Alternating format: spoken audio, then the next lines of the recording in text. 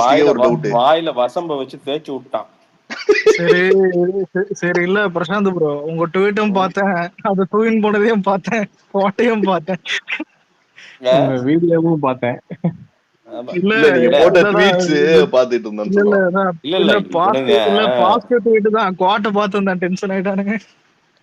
எதுங்க இல்ல உங்க குவாட்ஸ் ட்வீட்டுக்கு குவாட்ஸ் டென்ஷன் ஆயிட்டானுங்கன்றான் மத்தவங்க. அதான் இல்ல அவனுங்க ஹரிஸ் ப்ரோ, ட்ரிகர் ஆயிட்டாங்க. நீ ஹரிஸ் இப்போ ப்ரோ, என்னங்கிறானுன்னா விஜய் பேசினால்தான் உனக்கு வியூஸ் வருமா? ஆமா, விஜய் பேசினாதான் வியூஸ் வரும். இப்ப நான் என்னடா டொனால்ட் ட்ரம்ப் பத்தியாடா பேச முடியும்? என்ன டேய், விஜய பேசினாதான்டா மொத்த டிவி சேனலுமே அவருங்காட்டி தான்டா இயங்கிட்டு இருக்குது. ஓன் சேனலே அவரை வச்சுதான்டா ஓடிக்கிட்டு இருக்கு. ஒரு காலத்துல வந்து தேட்டரை வாழ வச்சாரு, இன்னைக்கு செய்தி சேனல்ல வாழ வைக்கிறாரு. அவனுங்க எல்லாம் பாத்தீங்கன்னா செய்தியே இல்லாம பழைய கட்டம் கட்டமா போட்டு 9 மணிக்கு உட்காந்து எவனுமே பாக்குறது இல்ல.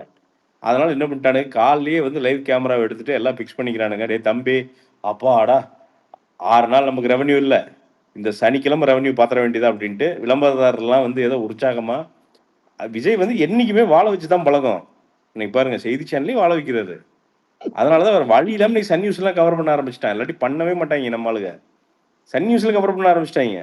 நீங்க நல்லா பாருங்க, சன் நியூஸ் எல்லாம் பார்த்தீங்கன்னா வீடியோ வந்துடுச்சு இப்போ. ஸோ கலாநிதி மாறனே பார்த்துருக்காரு, ஏப்பா அந்த ஆள் கலெக்ஷன் தருவான், செய்தி சேனலுக்கு ஏப்பா அதை விடணும் தயவுசெய்து அப்படின்ட்டு வந்து பார்த்துட்டா அவரே கொஞ்சம் எல்லாம் டல்லாக தான் இருக்காருன்னு வச்சுங்க. அதனால பாவம் என்ன. ஸோ அதனால சரி இதையா பண்ணுப்பா அப்படின்னு சொல்லிட்டு உள்ள வந்துட்டாரு. அதாவது இன்னைக்கு விஜய் இப்போ என்னன்னா, இவனுக்கு என்ன நரேட்டிவ் செட் பண்ணாலும் வேலை செய்ய மாட்டேது. அதான் இவனுக்கு சரியான காண்டு. எப்படியாவது வந்து பார்த்தீங்கன்னா இந்த கைக்குள்ளே அதுங்களா அந்த மனுஷன் ஜாலியாக உட்காந்துட்டு என்னங்கடா, ஓ ஜாலியாக பேசுறது, என்னடா பேச கூட விட மாட்டீங்களாடா அப்படிங்கிறத விஜய் அதான் இன்னைக்கு அவர் சொன்னாரு, பண்ணிருக்கிற செம காமெடியா இருக்குன்னாரு. அவர் தான் இல்லைங்க, விஜய் இன்னைக்கு பண்ணியிருக்கிற விஷயம் ஆக்சுவலா ஒரு நல்ல விஷயங்க. ஏன்னா இது இப்படியே போச்சுன்னா அது ஆட்டோக்ரஸி நோக்கி போயிடும். இந்த ஆட்சி இப்படியே போச்சுன்னா கிட்டத்தட்ட டிக்டேட்டர்ஷிப் பாயிண்ட்டுக்கு போயிடுது. யாருமே பேச முடியாதுங்கிற பாயிண்ட் கூடிய விரைவிலே வந்துடும். என்னங்க, நீங்க நீங்க யாராவது ஒருத்தன் வந்து பாத்தீங்கன்னா இப்ப அடிச்சவன் பார்த்தீங்கன்னா திமுக காரனா இருந்தா அடிச்சவனை கைது பண்றது இல்ல, எவன் அடி வாங்கினானா அவனை கைது பண்ணிட்டு போயிடுறாங்க. என்ன, கைது பண்ணி குண்டாசே போட்டுறாங்க. அந்த அளவுக்கு தான் இருக்குது. அதுதான் ஓப்பனா உண்மை. இதுதான். இப்போ விஜய்ல என்னன்னா நம்ம சார்பா பேசுற அப்படி இப்போ என்னையா பண்ணுவீங்க அப்படின்னு கேட்கறப்போ தமிழ்நாட்டு மக்களுக்கு என்னன்னா, அப்பா நம்ம சார்பா ஒருத்தன் கேள்வி கேட்க வந்துட்டான்டா அப்படிங்கிற ஒரு மேட்டர் தான். இது சொல்லப்போனா திமுக காரங்கிட்ட நிறைய பேர்த்திட்ட பேசிட்டு இருந்தேன். இந்த கீழ்மட்ட லெவல்ல இருக்கிறவங்க செம ஹாப்பியா இருக்காங்க. அப்பாடா இவர் இப்பதாங்க சரியா கேள்வி கேட்கிறாரு, கரெக்டுங்க, இவனுக்கு கேள்வி கேட்கணுங்க அப்படின்னு அவரு சொல்றாரு. நிறைய பேர் சின்ன கீழ்மட்டத்தில் இருக்கிற திமுக காரங்க கட்சிக்கு உழைச்சவங்க எல்லாருமே வெறுப்புல உட்காந்துருக்காங்க. அவங்க சார்பா விஜய் கேள்வி கேட்கிற மாதிரி தெரியுது. இன்னொன்னு ரொம்ப பிராக்டிக்கலா இன்னைக்கு பேசினார். இன்னைக்கு வந்து ரொம்ப அழகா நாகப்பட்டினத்துல பேசுறதுலாம் ரொம்ப நீட்டா பேசினாரு. அழகா எளிய மக்களுக்கு எப்படி கனெக்ட் ஆகணும், அவங்களுக்கு என்ன அவங்க பாஷையை பேசி அவங்களுக்கு கனெக்ட் ஆகணும், அவங்களுக்கு விஷயத்த கடத்தணும், அதுதானே ப்ரோ அங்க மெயின். இல்ல அதான் ஹரிஷ், இப்போ நான் என்ன கேட்கிறேன், டேய் உங்களுக்கு என்னன்னா உங்களுக்கு பேச்சாளர் வேணுமா தலைமை வேணுமா? இதான் வீடியோலையும் கேட்டிருந்தேன். இப்போ 2 மணி நேரம் எதுகை மோனை சீவக சிந்தாமணி சிலப்பதிகாரம் தொல்காப்பியம் ஆஹா ஆஹா வளையாபதி குண்டலகேசி ஓஹோ ஓஹோ அப்படின்ட்டு இப்போ 2 மணி நேரம் பேசிட்டே அதை நாங்க வந்து பாத்தீங்கன்னா நீ சர்ப்ரைஸ் வேணா கொடுப்போம் அதுக்கு. இல்ல சாட் ஜிபிடில சீவக சிந்தாமணி எங்க ஒரு ஃபுல்லா சொல்லு பார்ப்போம் அப்படின்னா அது சொல்லும், சாட் ஜிபிடி எடுத்து சொல்லும். அதுக்கு சாட் ஜிபிடி போகுதுண்டா. ஒரு தலைவன் அப்படிங்கிறவன் இஷ்யூஸ் பேசணும், மக்கள் கூட கனெக்ட் பண்ணணும். எதெல்லாம் வந்து இப்படி ரொம்ப முக்கியமா திருவாரூர்ல ஒரு மேட்டர் வந்து ரேவந்த் ஸ்பீக்கர் ஆஃப் பண்ணுங்க. ரேவந்த் கார் ஓட்டுறதெல்லாம் கேக்குதுடா ரேவந்த். ஓகே ஓகே நன்றி. இப்போ திருவாரூர்ல இப்போ விஜய் வந்து 1 மணி நேரம் பேசுறது இல்ல, நீ 1 மணி நேரம் என்னடா பேசுறது? நல்லா இருக்கீங்களா, சாப்பிட்டீங்களா, அரிசி பருப்பு நல்லா இருக்கா, ஊறுகாய் வச்சிங்களான்னு பேச முடியும். இப்போ என்ன பேசினாரு திருவாரூர்ல? பேசுனது ஒரு 10 நிமிஷம் பேசினாரு. அந்த 10 நிமிஷத்துல என்ன தெளிவா பேசினாரு? விவசாயிகள், அந்த விவசாயத்துல இருக்கிற பர்டிகுலர் பிரச்சனை, அதாவது ஒரு மூட்டை லோடிங் அன்லோடிங்க்கு 40 ரூபா லஞ்சம் வாங்குறானுங்க. இது வந்து அங்க பிரஸிங் இஷ்யூ, எவ்ரிடே அங்க இருக்கிற இஷ்யூ. பேசி விட்டு போயிட்டாரு. இன்னைக்கு பதில் சொல்லு, அவ்வளவுதான். பதில் சொல்லு, அவ்வளவுதாங்க ஒரு லீடர் பண்ண முடியும். ஒரு லீடர் வந்து பாத்தீங்கன்னா 2 மணி நேரம் பொழுது போகாம உட்காந்துட்டு வந்து பாத்தீங்கன்னா இந்த சந்தானமும் இன்னொருத்தர் நிப்பாங்க நைட்டு ஃபுல்லா, அந்த மாதிரி வந்து பாத்தீங்கன்னா 5 மணி நேரம் வந்து பாத்தீங்கன்னா மாறி மாறி பார்த்துட்டு நின்றுட்டு மக்கள் குழப்பிடுவாங்க. அததான் கேக்குறேன் நானு. ஸோ அப்புறம் இவனுங்க ட்ரோன் ஷாட்டில் கூட்டம் தெரியவில்லை பார்த்தீர்களா? இவனு பண்ண இந்த சைனால அந்த ட்ரோன் விக்குதான் அந்த இந்த சர்வேலன்ஸ் சிஸ்டம் அதை வச்சு எத்தனை நம்பர் எண்ணிப்பாரு. அதெல்லாம் உண்மையா எண்ணி பார்த்தானுங்கன்னா நெஞ்செடு செத்து போயிருவானுங்க நிறைய பேர். என்ன டேய் கூட்டம் வருதுடா, இதெல்லாம் என்னடா போய் நிரூபிக்க விட முடியும், மக்களுக்கு தெரியும்டா வருதா வரலையான்ட்டு. என்ன நீங்களும் தான் ஸ்வீட் பாக்ஸ் கொடுத்தீங்க, மிச்சர் கொடுத்தீங்க, பையா வச்சீங்க, எவனா வந்தானா சிகப்பு சேரி வச்சீங்க, சுடிதார் வச்சீங்க. என்ன விட்டு விட்டா நமக்கு வந்து பேண்ட் ஷர்ட்டை கூட தைச்சு தந்துருப்பாங்க. டெய்லரை வச்சு நீங்க வீட்டுக்கே போனா இங்க இருங்க டெய்லரை போடுறேன் இங்கே தைச்சு அதுவும் கொடுத்துட்டாங்க. இப்படி சுடிதார் கொடுத்தாங்க. அதுதான் ரைட்டு. சந்தோஷம். எனக்கு என்ன சந்தோஷம்னா பரவாயில்ல, அந்த சீலைக்காவது சீலை வித்துருக்குது, ஆல்ரெடியாவது ஒரு 10 பேர் சம்பாரிச்சிருப்பான், கடைசிக்கு உங்க மூலமா ஒருத்தன் சம்பாதிக்கிறானே, சந்தோஷமா இருக்குது. என்ன அப்போ நீங்க அவ்வளவு பண்ணீங்க. செந்தில் பாலாஜி இல்லாட்டி வந்து நம்ம கிட்ட கொண்டு வந்து காசை கொடுத்துற போறது அது கிடையாது, இப்படி செலவுன்னா பண்ணதுதான். அப்போ அவ்வளவு பண்ணீங்க. நீங்க நெஞ்சுக்கு நேர்மையா சொல்லுங்க. நான் இது வந்து திமுக உண்மையாலுமே எனக்கு வந்து திமுகவை நம்ம அபியூஸ் பண்ணியோ இல்ல தரம் தாழ்த்தியோ நம்ம எனக்கு ஒரு லாபமும் இல்லை. அவங்களே பண்ணிப்பாங்க. இல்ல என்னன்னா சம்பவம் நடந்திருக்கு. 1 லட்சம் சேர் போட்டு 1.5 லட்சம் வெளில நின்னு அத அவனுங்க இவனுங்க டேய் எங்க ரிவ்யூஸோட மோசமா இருக்கிறது உங்க இதுதான்டா.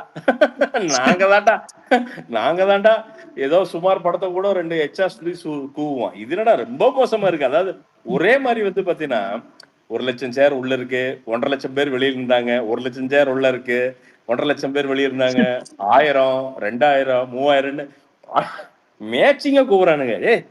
யாரா நீங்க என்னடா ஒரே மாதிரியானு. அதுல ஒரு பையன் இல்ல நீங்க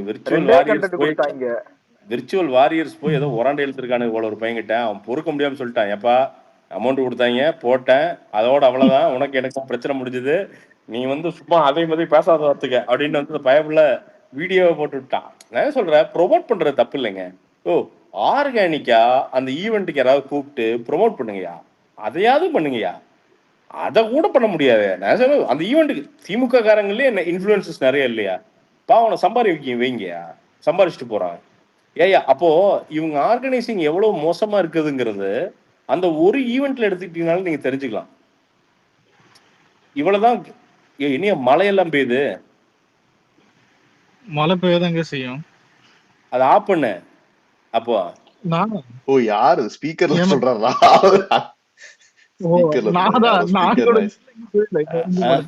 அலெக்ஸ் உண்மையிலே மழை பெய்யல போவாங்க.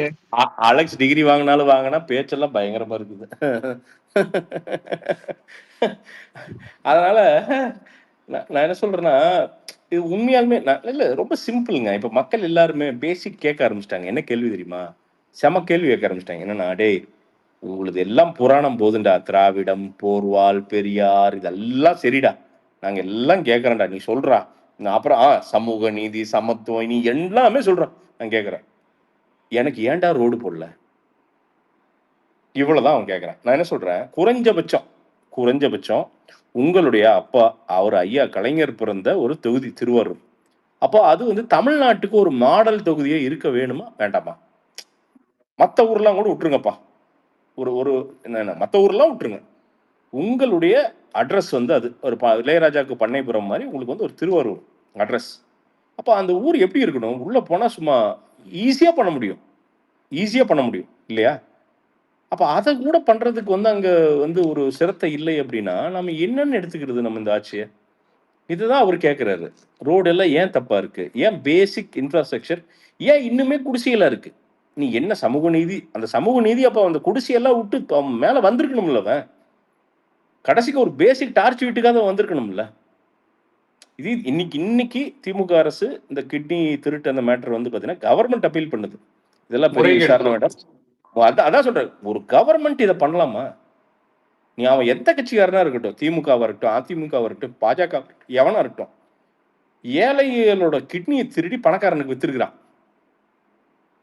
என்ன இதை வந்து நீ வந்து அவன் சார்பா நீ போய் வந்து நீ வாதாடுறியே, அப்ப நீ யாரு?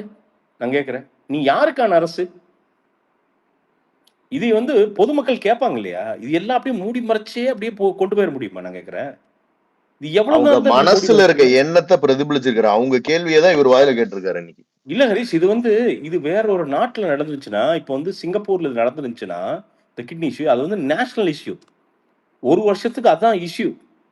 இந்த நாட்டுல மனித உயிர்களோட விலை வந்து ரொம்ப மலிவானது அப்படிங்கிற ஒரே காரணத்துக்காண்டி வந்து பார்த்தீங்கன்னா, நம்ம கள்ளக்குறிச்சியும் மறந்துட்டோம். அசால்ட்டா கிட்னி தானே, இன்னொரு கிட்னி இருக்குதுல்ல. நான் வந்து என்னங்க காப்பாத்த தானே செஞ்சேன். 200 பேர் இவரு காப்பாத்துனாரா? எங்க உங்க அப்பா கிட்னிய அறுத்து குடு பாப்போம். போடா, போய் உங்க அப்பாவுக்கு உங்க குடும்பத்துலலாம் கிட்னி இருக்குதுல்ல? எல்லாத்துக்கும் இருக்குதுல்ல? எல்லாத்துக்கும் 2, 2 தான் இருக்குது. இல்ல ஒவ்வொன்று இருக்குதா? நீங்க தான் முதல்ல டொனேட் பண்ணீங்களா? அதே காசுக்கு? இல்ல. எங்க உங்க குடும்பத்து அவன் நல்லா இருக்கிறதுக்கு முன்னாடி போய் உங்க குடும்பத்துல இரு. அந்த வலி என்னன்னு அப்ப தெரியும்டா. ஏடா ஒரு நல்லா பையன் இருக்கிறவங்களுக்கு எப்படி திமிரா பேசியிருந்தாரு. நான் ரோல்ஸ் ராய்ஸ் கார் வேணாமன்னு ஓப்பனா இந்த அளவுக்கு தைரியமா பேசுற அளவுக்கு ஒரு ஒரு இல்ல ஆட்சி ஒருத்தங்களுக்கு பாதுகாப்பு கொடுக்குதுன்னா இந்த மாதிரி பண்ற வேலைங்களுக்கு இல்ல எப்படி? என்னன்னா இது இல்லை நான் கேட்கறேன் நீ இப்போ அவங்க இந்த மாதிரி ஜெயலலிதா இருந்தப்போ ஒரு ஒரு வாய்மொழி உத்தரவு ஒண்ணு உண்டு. என்னன்னா போலீஸ் ஸ்டேஷனுக்கு யார் வந்தாலும் பேசிட்டு விட்டுருங்க. எவனாவது வந்து கரவேட்டி அது பர்டிகுலர் அதிமுக காரன் வந்து பஞ்சாயத்து பண்ணான்னா முதல்ல அவனை பிடிச்சி உள்ள போடு. இதுதான் வந்து ஜெயலலிதாவுடைய வாய்மொழி உத்தரவு. அதிமுக காரன் கட்ட பஞ்சாயத்து பண்ற கனவுல கூட நினைக்க மாட்டான் நம்ம இருந்த வரைக்கும். முதல்ல நீ ஏதாவது வந்து அடிப்படை உறுப்பினர் அவன் இருக்க மாட்டான். நீ இதெல்லாம் கிடையாது. இந்த தற்காலிக நீக்கம் இந்த நீக்கம் அதெல்லாம் கிடையாது. அடிப்படை உறுப்பினர் நிரந்தர நீக்கம் போயிட்டே இருக்கு. அவ்வளவுதான். தூக்கி வீஸ் கட்டாஸ் ஒரே இதில் கட்டாஸ். அமைச்சர் ஏதாவது பண்ணனா அன்னைக்கு சாயங்காலம் உனக்கு சீட் கிடையாது. இதெல்லாம் அன்னைக்கு பாக்குறதுக்கு பயங்கர அரகண்டா இருந்தது. இந்த மீடியா என்ன பண்ணுச்சுன்னா அந்த அம்மா பயங்கர அரகண்ட்டுன்னு வந்து ஒரு பிம்பத்தை கட்டமைச்சாங்க. ஆனா இன்னைக்குதான் தெரியுது இது இப்படிதான் ரூல் பண்ணி ஆகணும். ஐயா கலைஞர் காலையில 4 மணிக்கு எந்திரிச்சு முதல்ல படிக்கிறது நமது எம்ஜிஆர் தான் படிப்பாரு. அன்னைக்கு மீடியாவையும் யாரு கண்ட்ரோல் பண்ணி வச்சிருந்ததுன்னு உங்களுக்கு தெரியும். அந்த நக்கீரனா இருக்கட்டும் இவங்க எல்லாம் யாரு சார்பா இவங்க பேசுவாங்க. அதுதான் விக்னேஷ் நான் சொல்றேன்.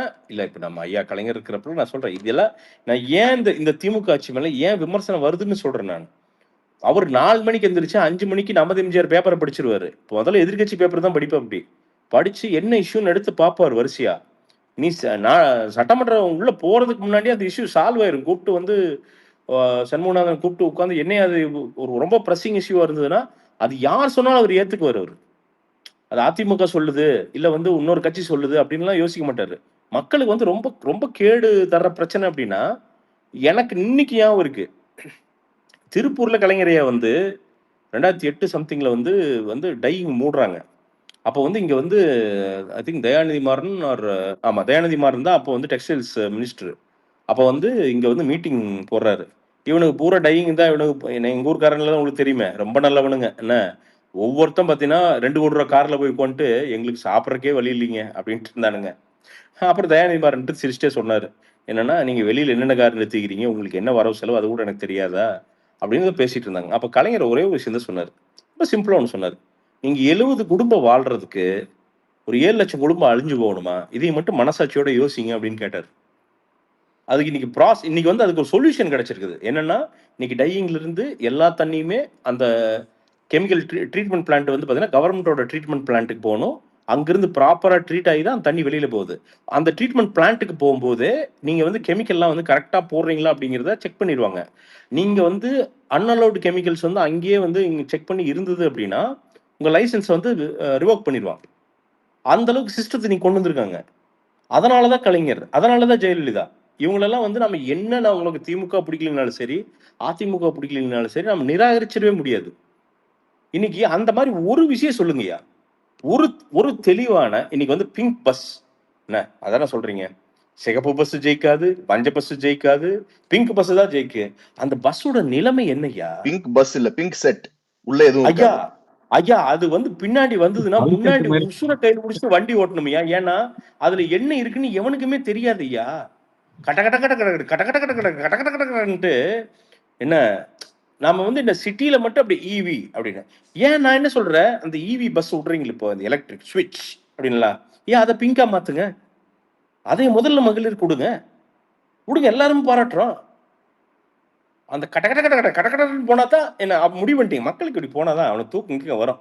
பிங்க் பஸ் அப்படின்ட்டு வந்து பாத்தீங்கன்னா அது எப்படி என்னன்னா அதுவா சேர்த்துட்டு நம்ம எப்படியோ சேர்த்து ஓடிடணும்பா அப்படின்ட்டு இவனுங்க பேரு மட்டும் சூப்பரா கண்டுபிடிப்பாங்க. டிசைனா நல்ல பேரா கண்டுபிடிச்சு பேர்ல வைக்கிறதுனா அதுக்கு இவங்களுக்கு முதலிடம் கண்டிப்பா. இல்ல அது இல்ல ஹரிஷ், நான் என்ன கேட்கிறேன், இப்போ இப்போ உங்களோட சிக்னேச்சர் ப்ராஜெக்ட்னு சொல்றீங்க. உண்மையாலுமே அந்த பிங்க் பஸ் ப்ராஜெக்ட் நெறைய பெண்மணிகளுக்கு உண்மையாலுமே அது வந்து பார்த்தீங்கன்னா, அது ஏழை பெண்மணிகளுக்கு பெரிய பூஸ்ட். ஏன்னா நான் நான் பெனிஃபிஷியரி நான் சொல்றேன். இப்ப அந்தியூர்ல இருந்தெல்லாம் வந்து பார்த்தீங்கன்னா, இன்னைக்கு அவினாசிக்கு ஆம், வேலைக்கு தின வேலைக்கு முதல்ல அவங்க வந்துட்டு போகணும்னா ஒரு ரூ. 1500 ரூ. 2000 செலவாகும். இன்னைக்கு ஃப்ரீயா வந்துட்டு போறாங்க. இதுக்கான உண்மையாலுமே பெண்களுக்கு அந்த பயன்பாடு அந்த பஸ்ல இருக்கு. அப்ப அந்த திட்டத்தை இந்நேரம் நீங்க மேம்படுத்தி இருக்கணும் இல்லையா? இந்நேரம் ஒரு 2000 பிங்க் பஸ், புது பிங்க் பஸ் இறக்கி இருக்கணும் இல்லையா? அதுதானே உங்க ஃபர்ஸ்ட் பிரியாரிட்டியா இருந்திருக்கணும். அது என்ன பேரளவுக்கு யாரோ ஒருத்தன் வந்து பார்த்தீங்கன்னா, பிங்க் பஸ்ல பெண்கள் டிக்கெட் வாங்கலன்னு ஃபைன் போட்டிருக்கான். டேய், அதுவே இலவச டிக்கெட் தான்டா. அதுக்கு எதுக்குடா ஃபைன் போடுறீங்க? அப்போ நீ என்ன திட்டம் வந்து எப்படி அமல்படுத்துறீங்க? எப்படி அமல்படுத்துறீங்க? இது எப்படி போய் சேருது? நீங்க பத்திரப்பதிவுத்துறை எடுத்துக்கங்க. நீங்க சும்மா உங்க ஃப்ரெண்ட்ஸ் யாரான கேட்டு பாருங்க. ஏதாவது ஒரு இடம் பதிய இருக்கோ, இல்ல உங்க இடம் தான் டிடிசிபி பண்றதுக்கோ, அத ரெகுலரைஸ் பண்ணி அத வந்து ஒரு பத்திரமா பண்றதுக்கு ஒருத்தன் என்ன பாடுபடணும்னு மட்டும் கேட்டு பாருங்க. அவன் வந்து திருடல, கொள்ளையடிக்கல. அது அவங்க அப்பாவோட இடமா இருக்கும். இல்ல அவன் கஷ்டப்பட்டு வாங்குன இடமா இருக்கும். அவன் என்ன பாடுபட்டு அந்த ரெஜிஸ்டர் ஆபீஸ்ல இருந்து வெளில வர்றான்னு பாருங்க. வெளியில மட்டும் போர்டு தொங்கும் பார்த்தீங்கன்னா, லஞ்சம் இங்கே வாங்கப்படாது, அது வாங்கப்படாது, ஃபோன் நம்பர் அழைக்கவும் அப்படின்னு இருக்கு. உண்மையா அதான் நடக்குது ஐயா. மனசு இப்போ தொட்டு கேளுங்க.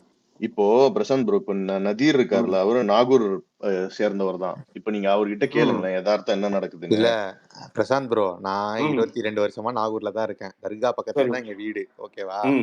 ம். ம். அவர் சொன்னது முழுக்க முழுக்க உண்மை. அவர் நாகூர் ஹாஸ்பிட்டல்ல பிரசவத்துக்கு டாக்டர் இருக்கிறது இல்லைன்னு சொன்னாரு. நார்மலாவே டாக்டர்ஸ் இருக்க மாட்டாங்க. இப்போ எமர்ஜென்சின்னு போனா அவங்களே என்ன சொல்லுவாங்கன்னா, நாகப்பட்டினம் ஹாஸ்பிட்டலுக்கு போயிட்டு வாங்கன்னு தான் அவங்க அனுப்பி விடுவாங்க. இங்க இருந்து ஏன் நாகப்பட்டினம் அப்ப போனோம்னா இது எதுக்கு ஹாஸ்பிட்டல்ல போற? படுத்து மூடிடலாம்ல. மூடிட்டுலாம் அது உள்ள படுத்து தூங்கிடலாம்ல. அதுதான் எப்படி மினிஸ்டர் மனசாட்சி இல்லாம பேசினாருன்னு எனக்கு அதுவே தலை சுத்திடுச்சு. ம். நாகூர்ல நான் ஓப்பன் சேலஞ்ச் ப்ரோ. நாகூர்ல இருக்கிற எவனாவது ஒருத்தன் ஹாஸ்பிட்டல் நல்லா இருக்கு. அங்க போன ம். டாக்டர் இல்ல ப்ரோ. எனக்கு ஷாக்கிங்கா இருந்துச்சு. எனக்கு எப்படின்னா, நான் நாகூர் சென்டர்னா எனக்கு பக்கத்துல காரைக்கால் அண்ட் நாகப்பட்டினம் பக்கத்துல. ஓகேவா? ம். என் ம். ஃப்ரெண்ட்ஸ் எல்லாம் சொல்லுவாங்க. எப்போ அந்த கொரோனா டைம்ல எப்போ போனாலும் டாக்டர்ஸ் கொரோனா ஊசி போடுவாங்க. ஆனா எங்களுக்கு அப்படி கிடையாது. காலைல ம். 10 AM to 11 AM ஒரு டைம் அலாட் பண்ணுவாங்க. அந்த ம். டைம்க்குள்ள போனா தான் கொரோனா ஊசியே போட முடியும். அந்த இந்த மாதிரி தான் எங்களுக்கு கவுண்டர் இருக்கு சேவல் அப்படின்னு வந்து கட்டி இது வந்துட்டு பார்த்துட்டு சாப்பிடுப்பா அப்படின்னா கொரோனா ஊசி அப்படின்னு எழுதிடுவான்னு நினைக்கிறேன். பார்த்துக்கப்பா ஊசி போட்டாச்சு வெளில போயிட்டு. இல்ல இன்னொன்னு சொல்லியிருப்பாரு. இதுனா டூரிஸ்ட் ஸ்பாட் மாரியா இருக்குன்னு கேட்டிருப்பாரு. நான் ஒண்ணும் சொல்லல. நாகூர்ங்கிற ஊரை குப்பைன்னு பேர் மாத்திடலாம். குப்பை தான் ப்ரோ இருக்கு ஊர்லயே. உங்களுக்கு புரியுதா? ஏங்க அவ்வளவு குப்பை இருக்கு. ஏங்க வேளாங்கண்ணியும் நாகூரும் நான் வந்த ஞாபகங்க ஒரு 15 வருஷத்துக்கு முன்னாடி அவ்வளோ பியூட்டிஃபுல்லா இருக்குங்க. அவ்வளோ சூப்பரா இருக்குங்க. அந்த ஏரியாவே ஒரு மாரி வந்து ஜாலியா இருக்குங்க. வந்தாலே வைபே அந்த பீச்சஸ் எல்லாம் வந்து பார்த்தீங்கன்னா, ஒரு மாரி வைபா இருக்குங்க. அது அந்த இது தர்கா என்ன ப்ரோ வந்து பெரிய பிரச்சனை? ஏஐல எல்லாம் சரி பண்ணி நாங்க போட்டுருவோம் ப்ரோ போஸ்டா. சரியா பண்ணிடலாம் அவ்வளவுதான். இன்னொன்னு ப்ரோ, ம். இது ஹரிஷ் ப்ரோ ஆக்சுவலி தமிழ் அன்சாரி இருந்தப்போ கூட ஒரு திட்டம் அறிவிச்சாரு. தலைவர் ஒருத்தர் வந்திருக்காருல்ல, அவர் வந்த உடனே ஒண்ணுமே பண்ணல. ரோட்ஸ்லாம் ம். ரொம்ப ரொம்ப ரொம்ப ரொம்ப கேவலமா இருக்கு ப்ரோ. ரொம்ப கேவலமா ம். இருக்கு. என் வண்டிக்கு ம். நான் மோர் தென் 20,000 செலவு பண்ணியிருப்பேன் எனக்கு தெரிஞ்சு நான் ஊர்ல இருந்த உங்க டைம்ல. உங்களுக்கு என்ன நீங்க ப்ரோ, கனடா அதெல்லாம் ரோடு மாதிரி இல்லைங்க. போட்டுடலாமா ப்ரோ? ஏங்க கனடா ஊர்ல நீங்க ரோடு உள்ள 90 மாதிரிலாம் ஏல இல்ல நான் ப்ரோ கன்ஸ்ட்ரக்ஷன் ப்ரோ. கனடா நீங்க ரோடு உங்களுக்கு அதெல்லாம் என்ன இங்க வாங்க. அவனாசி வாங்க. எங்க ஊர்ல ரோட் நான் உங்களுக்கு காட்டுறேன். Bro moon walk bro Prashanth Armstrong எல்லாம் பிராக்டிஸ் பண்ணதே இங்க தான். அவனுக்கு இங்க பிராக்டிஸ் பண்ணி தான் கரெக்டா நடந்து பழகி தான் அப்பா இதுலயே நாம நடந்துட்டான். இதுலயே நம்ம கிராஸ் பண்ணிட்டோம். அதுல ஒருத்தன் வந்து பாத்தீங்கன்னா 2 வீலர்ல ஒருத்தன் போயிட்டான்னா அந்த பக்கம் விருதோட நம்ம நின்னுக்கலாம். என்னங்க? எங்க ஊர்ல அது பழைய ஊராட்சி தலைவர் இருந்தான். அவன் ஹஸ்பண்ட் தான் பூரா. அவனே கான்ட்ராக்ட் அவனே லாரி வச்சுக்கிறான். எல்லாம் உள்ளுக்குள்ளேயே புடிச்சுக்குவானுங்க. குப்பை தொட்டி இல்ல தலைவா.